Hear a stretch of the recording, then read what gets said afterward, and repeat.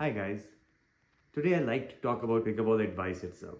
There's a lot of good pickleball tips and advice provided by many good coaches as well as pickleball professionals themselves.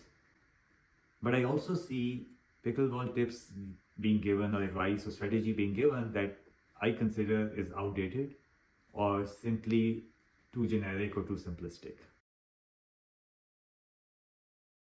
So my tip of the day is when you get pickleball advice, first think about does it make sense?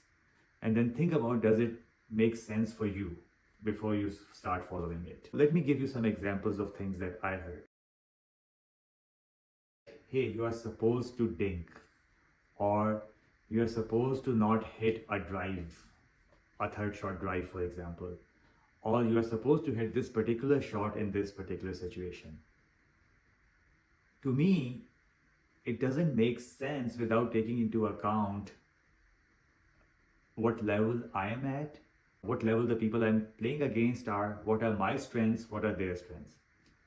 So this concept of, hey, there's like this one particular shot, that's the only shot that makes sense in a situation seems, I guess, too generic and doesn't quite make sense to me.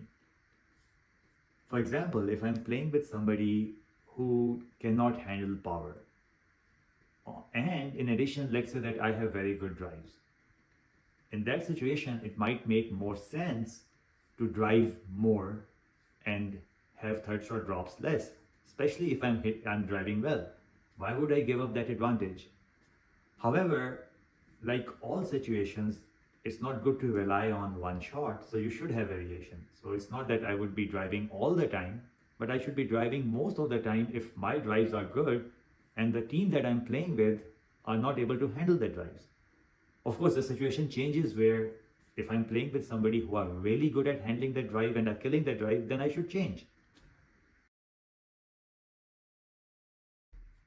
Another example of outdated advice that I think is changing now is where there's a lot of focus on the soft game and not enough focus on the hard game by some of the people out there.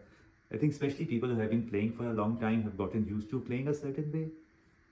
And while that works for them, with the newer player coming from different backgrounds, especially tennis, and the racket technology improving so much, and newer pedals having so much spin and so much power, the speed game or the power game actually is a very important aspect of your game. And not only able to hit powerful shots or hit power shots or power drive, but able to receive them and handle them. We can't expect people to play how we want, what we are comfortable with. The whole point of playing pickleball to win is to get the team outside of their comfort zone.